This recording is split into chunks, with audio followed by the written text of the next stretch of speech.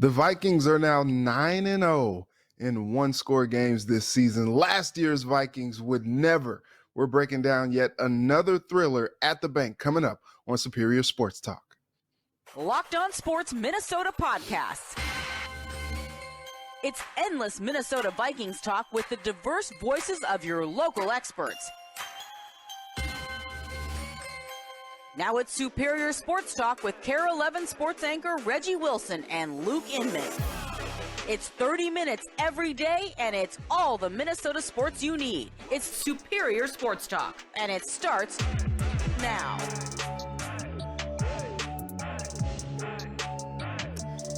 No Luke Inman today. I'm Sam Ekstrom in for Luke on Superior Sports Talk. Luke will be back tomorrow. We're joined as always by KARE-11's Reggie Wilson on Twitter at Reggie Wilson TV. Hope you had a good weekend, Reggie. Today's episode is brought to you by BetOnline.net, where the game starts. And the Vikings covered the spread yesterday, 27-22. They beat the New York Jets. They are 10-2. Still way atop the NFC North, still chasing the Philadelphia Eagles for that one seed. And Reggie, they don't make it easy on us. I mean, the beat writers trying to file their stories at the end of the game, they haven't had an easy time this year because there are so many twists and turns, and it always comes down to the final play. And yesterday was more of the same as Mike White's final heave was intercepted by Cam Bynum, and the Vikings 10-2 with 5 games to go. So, Reggie, here's how I kick things off. I want you to grade the quality of the win. I want you to tell me if the Bills is a 10, and I don't even know if it is, but if the Bills is a 10, maybe Patriots was an 8, where does this win fall in your mind when you consider sort of the issues they had on both sides of the ball along the way? Okay, so it's weird scale here because I'm like, if it's higher than a 7, does that mean that the game was good, or does that just mean that their win was good? It's a good question. So I don't think we're grading on like the drama of the finish because it was certainly dramatic, and that's an entertaining football game. But I guess when we dissect this game and we break apart the 3 phases, the offense, defense, and special teams, how they performed relative to how their season has gone, do you feel good walking away from that win? Yeah, I think I give them an 8 or a 9 because that was a gritty win. And look, the NFL is the NFL. There's a lot of parity. These other teams lace them up just like the Vikings lace them up. And so the Jets, they were down 20-3. It was like, oh, okay, like, is it going to be one of those games? But like something in the back of your head, just like, oh man, they're going to come back. Like they're going to find a way to tie this thing up or to make it close, because that's just how these Vikings games go. And we saw that it just played out like we felt like it would. And it's like the Vikings don't like come out of these games satisfied unless they give the fans a cardiac event. Like we did Take 11 on Vikings Extra last night, and the common refrain was like, oh, great win, but I about had a heart attack. Oh, great win, but I need my blood pressure medicine now. Oh, great win, but it's taking years off my life. Like, and that's like an every week thing. And we came to kind of not even appreciate last year, but we came to expect it last year because these were kind of similar circumstances. Only difference is they're winning these games now instead of, I think it was 14 games came down to 1 score last year, and they won 6 of them. Not great.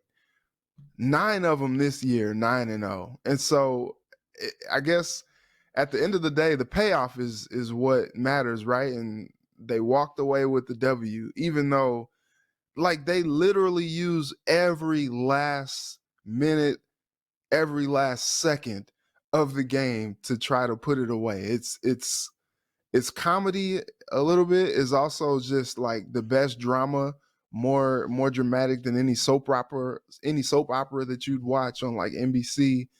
it was something, but I give it an 8 because like they had to hold on.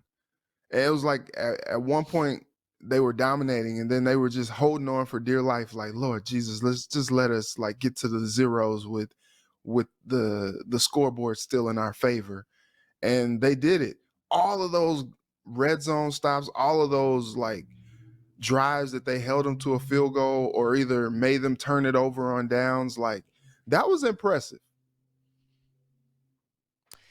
It's amazing the razor thin margins of this 10-2 record. Yesterday, if Braxton Berrios makes a catch in the end zone that he probably should make, that's likely a loss. If Josh Allen doesn't fumble the football in his own end zone in Buffalo, that's likely a loss. And I think you could probably trace back, if Taylor Heineke doesn't throw a late pick. There's a lot of what ifs that are related to this season. And the horseshoe has always been in the Vikings' favor. And I'm not saying that they were necessarily lucky yesterday, but they had to dodge so many bullets down the stretch. It's just hard to believe that in a playoff situation, this is going to hold up. That's why a lot of pundits, Reggie, are nervous. And I'm not sure yesterday's game did anything to dispel those opinions. I felt like the offense was uneven. Now, on one hand, they put together 3 wonderful touchdown drives in that game, and they were 3 of 3 in the red zone. So that is a feather in their cap. And the rest of the game was nerve-wracking, honestly. Kirk Cousins was taking hits, and they were punting the ball a lot in the fourth quarter when they could have just put the game away. But they come up with the one big drive. They come up with the big touchdown drive, Jefferson touchdown, to go up by 12. And then this defense just keeps toying with us, Reggie. I mean, the first half was so encouraging. Didn't you kind of go to the halftime snack line and think to yourself, 20-6, this might actually be a comfortable home win if this continues? Mike White looks overmatched, and then what happens? There's no energy in the second half. Mike White starts ripping it all over the field. 57 throws for Mike White, Reggie. And this defense, while I think they came up with some big plays, they still allowed a lot of yards in that second half. 369 yards for Mike White and 120 yards for the Jets on the ground. That's a 500-yard day. So because of the offense's unevenness, because of the defense bending to the extent it did, for me, this is about a 6 out of 10 win. I do think the Jets are tough. I'm not sure that they're good, but I think they're tough. Like, they don't give up. Their defense plays really hard, and their offense makes just enough plays. I think they've got a couple of years before I'm taking them seriously. But clearly, they're playing for their coach and they're playing for each other, and that matters enough that they're not going to, fold in the tent in the fourth quarter. But I'm not sure I feel amazing about the win. Am I being too negative here? I think you're just being a typical Vikings skeptic. I think it has kind of pained people. It's interesting because I was in Cincinnati, and it seems like all the Bengals are doing now is just winning. And now like there's just this sentiment, especially now that they have Joe Burrow, that like somehow they're going to find a way to pull these games out. Well, that wasn't the case. Like before I left Cincinnati, like there was very much a negative, same old Bengals, the Bungles, like it was one of those things. Here in Minnesota, people are still very scarred because they've seen some like rip your heart out type losses from this team.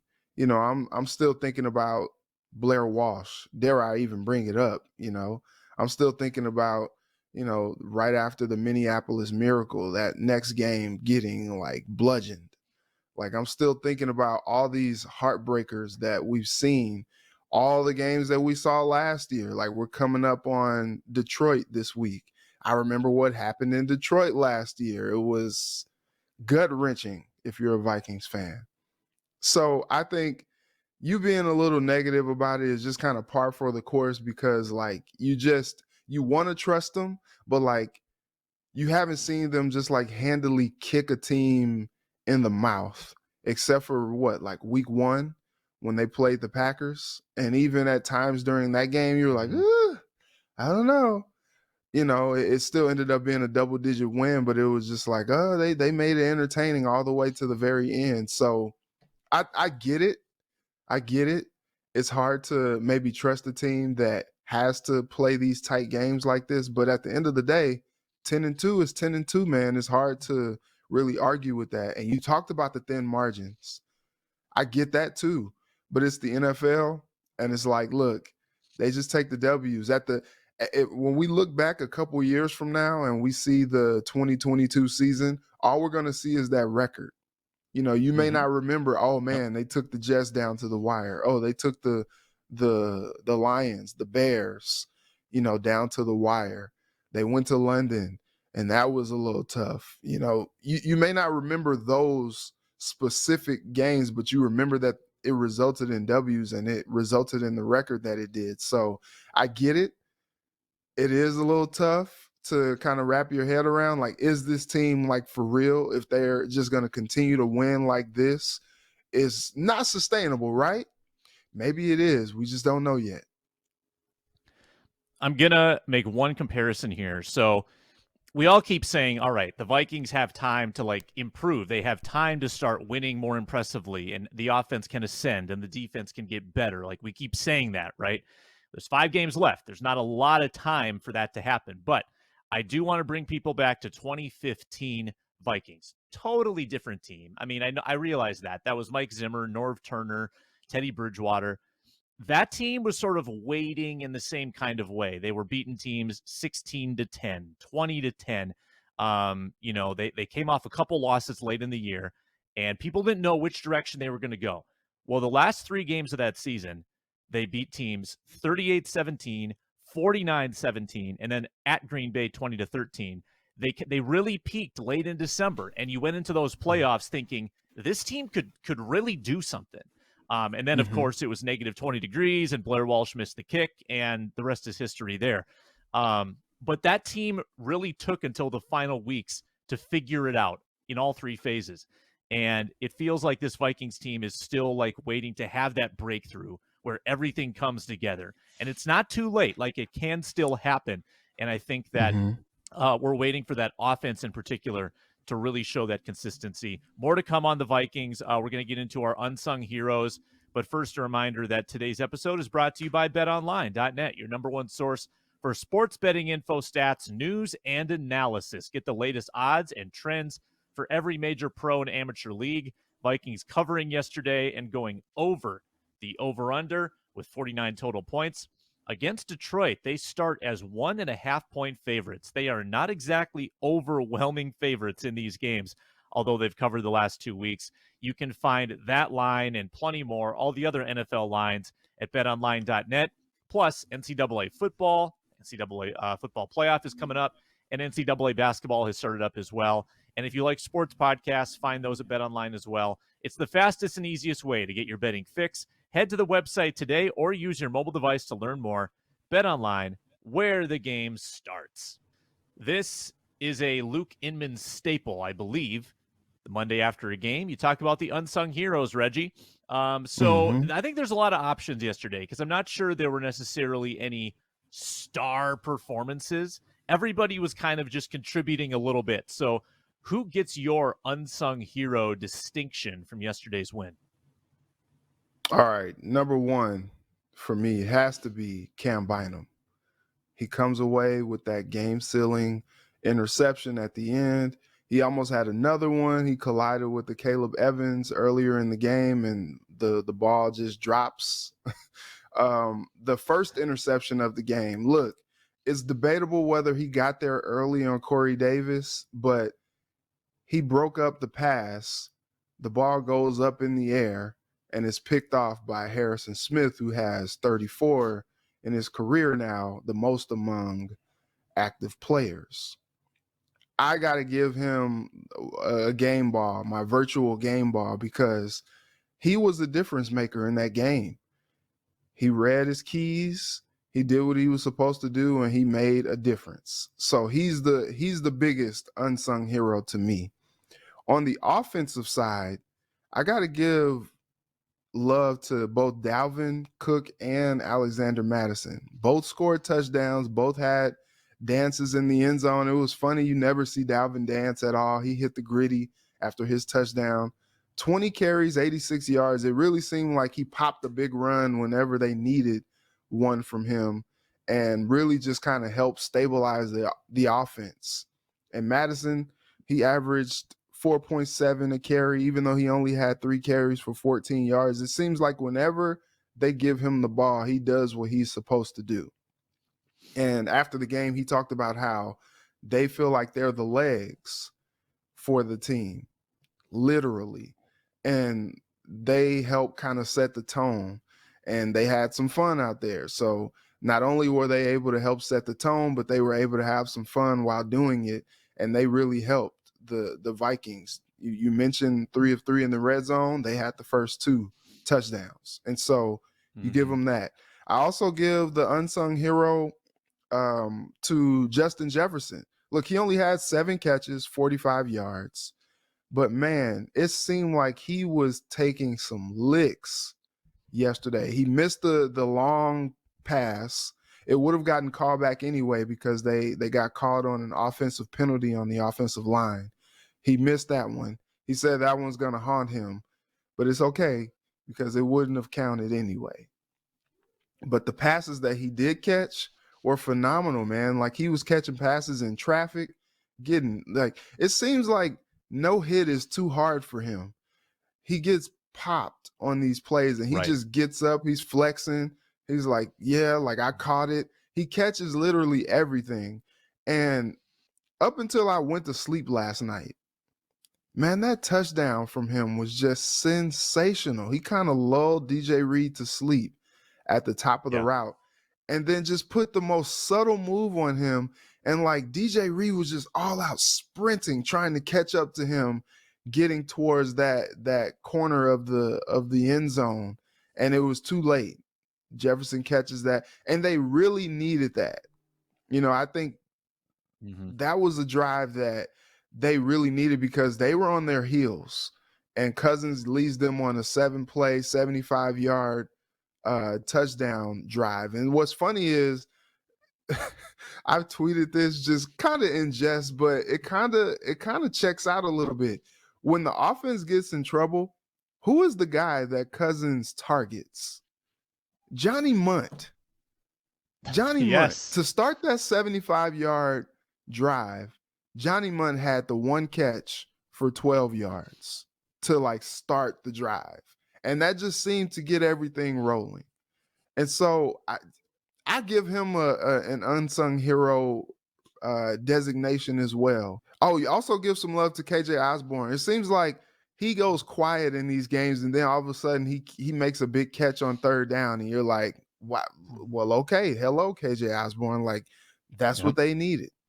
I also give one to Jalen Reagor. Jalen Reagor, to me, seems like the guy on the playground where you're like, look, just run as far and as fast as you can, and I'll find you. Like, I'll hit you. I'll throw it up there.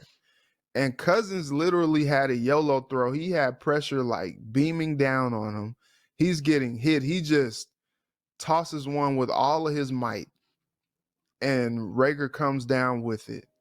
And it sets the Vikings up in good field position to score. And so I give him a game ball as well. It's funny, like I wanted to give some more people on defense. I guess you can give one to Harrison Smith for coming up with the interception. Patrick Jones got the one and only sack. But also Duke Shelley. The dude just makes plays. I tweeted yesterday, he has justified his playing time. I know he had to come in because of Caleb Evans went out with, concussion protocol again. But the dude, it seems like they try to go after him. Teams after team just go after him on game days. And somehow he comes up with a big PBU to like halt a drive or to make sure that the threat of a team is over. And he's done that in all the games that he's played. So I count him as an unsung hero as well. I know that's a lot of game. I'm glad I'm not giving out game balls because I would run out of footballs to give, but those are some of my unsung heroes. Yeah, Kevin O'Connell has a tough job after these games because he gives out like 4 or 5, it seems like, usually. Yeah, I would echo you on Duke Shelley. It feels like, and I know he picked up a penalty yesterday, but it seems like he plays that really physical brand where there is a little bit of hand fighting at the point of catch. And what does that mean?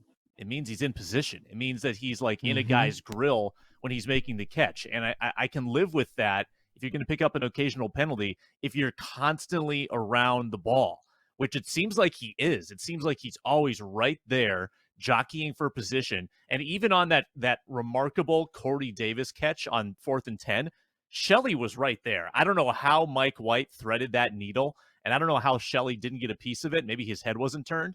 But even on that play, Shelley was in perfect position. So I give Shelley a lot of props, and it gives you a little relief if you're a Vikings fan that, okay, if these guys are hurt, we can survive. We can survive this. And it sounds like Cam Dantzler is a good candidate to possibly come back this week. Andrew Booth is out, obviously, and I'm guessing a couple weeks now for Evans after his second concussion. So that's not great for your depth. You're going to have to count on Duke. I'm going to give you one more name, and I haven't checked the PFF grades. Maybe I missed some stuff with him, but I didn't feel like Blake Brandel played all that badly yesterday. In fact, I felt like I didn't really think about him at all, which is the mark of a good left tackle, right? Like, he had a tough job. He went up against one of the best front fours in the NFL, and it felt like he held his own. Cousins was sacked twice yesterday. That's not too bad of a number. And I felt like a lot of the pressure came from the interior, not the outside, not on Cousins' blind side. So I'm going to give an unsung hero to Blake Brandel, who keeps holding his own. Maybe we see Christian Darrisaw back next week, but again, if we don't, I think the Vikings are going to be okay. So I applaud Brandel. And can the Vikings just make all of their football players out of the stuff that Justin Jefferson and Kirk Cousins are made of, like just from a constitution standpoint? They bounce back up after these hits. I know Kirk Cousins actually winced yesterday. He flinched a couple times, which is unlike him. Usually he doesn't show pain at all. But Justin Jefferson is on a heater right now where he's just catching everything and taking hits at the end of it. The 3-yard catch he had on 3rd and 2, where he had to really like expose himself. He had to reach out and like haul it in and take a big body blow. One of the best 3-yard catches I've ever seen, Reggie.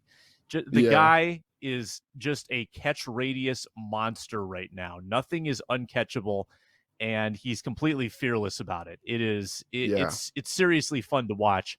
I would say, though, that the 2,000-yard pursuit might have taken a hit yesterday. He pretty much needs 150-yard games from this point on. We might have to put a damper on that dream. What do you think? Yeah, maybe. It's just weird because like we've seen most of his performances is like he gets like 100+ yards in the first half and then kind of goes quiet in the second half. So like he needs some of these like all together type performances to do that. You know, his touchdown numbers are down as well, just because like it, you know, Kirk is spreading the love out and he's not getting the touchdowns that maybe you think he should.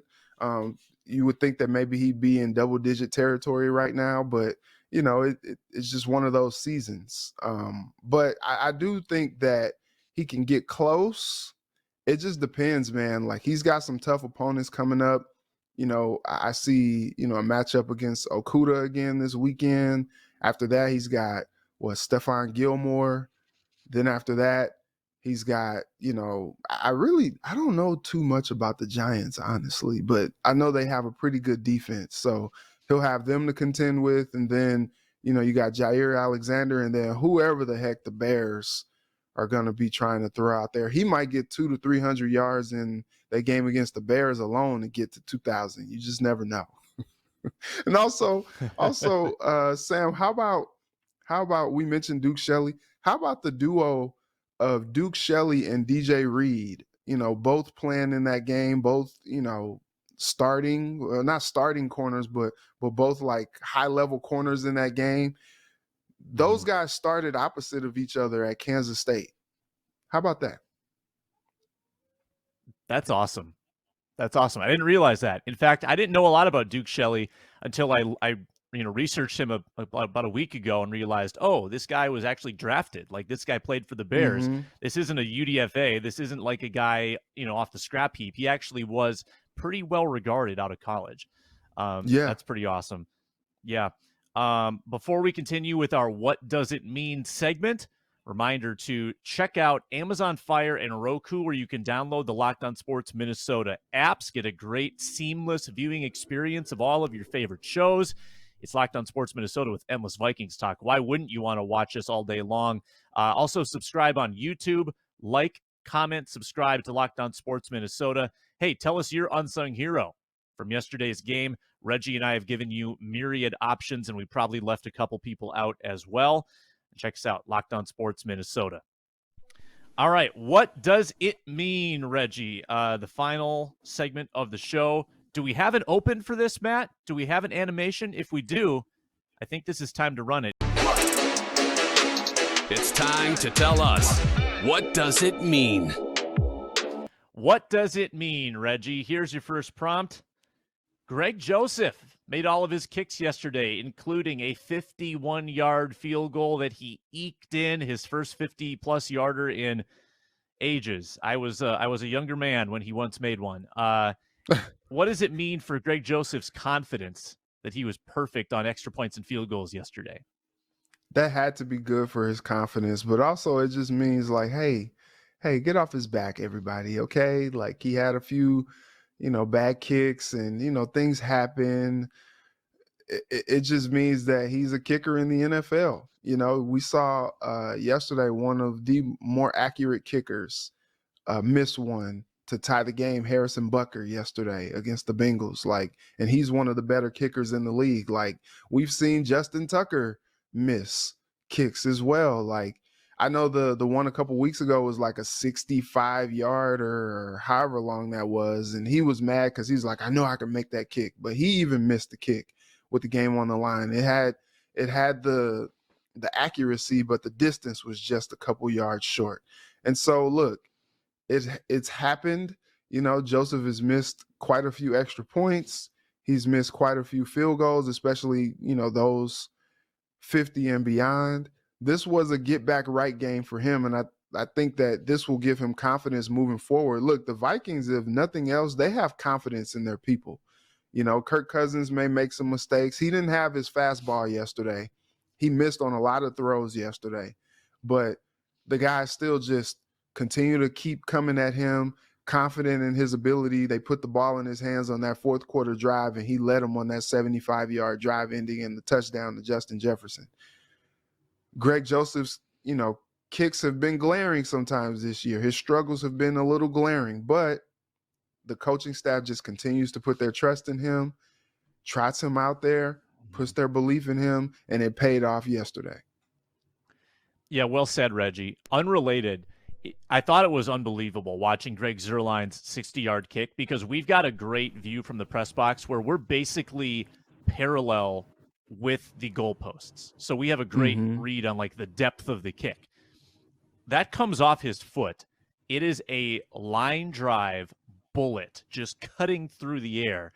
And I think it hit the net. Like, I think it cleared by a good 5 to 10 yards. And seeing that happen from our vantage point was really cool up there. That might have been good from 65 or 70. I mean, that was an absolute bomb that Zuerlein hit. They call him Greg the Leg. I think he had a few down years with the Cowboys, but look, I'm a St. Louis Rams fan. Jeff Fisher drafted him, and he was Legatron for, most of the 2010s decade. Like, the dude can just kick it. He's like Uncle Rico as a kicker. He can kick it a quarter mile, like that's his thing. And so it's kind of cool to see, even as he's aged, like the leg is still there now in his third team in the league.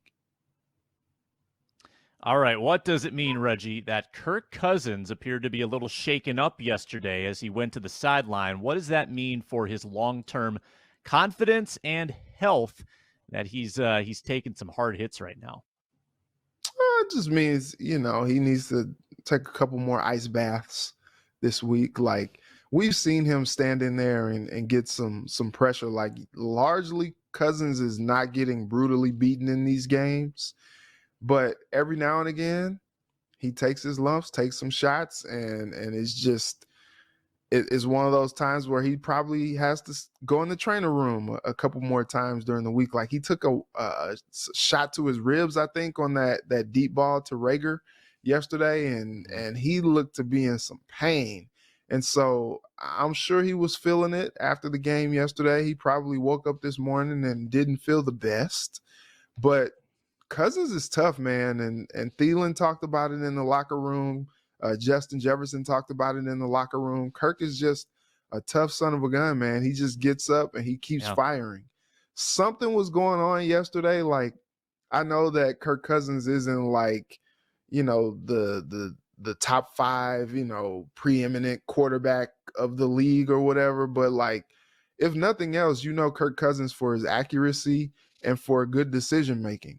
And he made some good decisions yesterday, but like, for some reason, he was just off on some of those throws. And so I don't know what it was. Like, we were expecting to see primetime Kirk in that last game, but primetime Kirk like kind of went away. We got a little bit of primetime Kirk from noon Kirk yesterday. I don't know what was going on with that yesterday, but he was just a little off on some throws. He made some good throws, like I mentioned, the pass to Rager, the one to Thielen on that touchdown drive, the one to Jefferson on the touchdown. Like, he made some good throws, but it just wasn't the typical performance from Cousins. He didn't even clear 200 yards yesterday. Yeah, that durability is important, though. When you look around the league and you see 3 starting quarterbacks got hurt, Lamar Jackson, Trevor Lawrence, Jimmy Garoppolo. Like, it happens all the time, and it blows up people's seasons. And that doesn't happen with Kirk Cousins. So like he said after the game, he said, it's like I get into a car crash every week, and then my team and my trainers, they put me back together. So they'll reassemble him before Detroit. Last one, Reggie, in closing.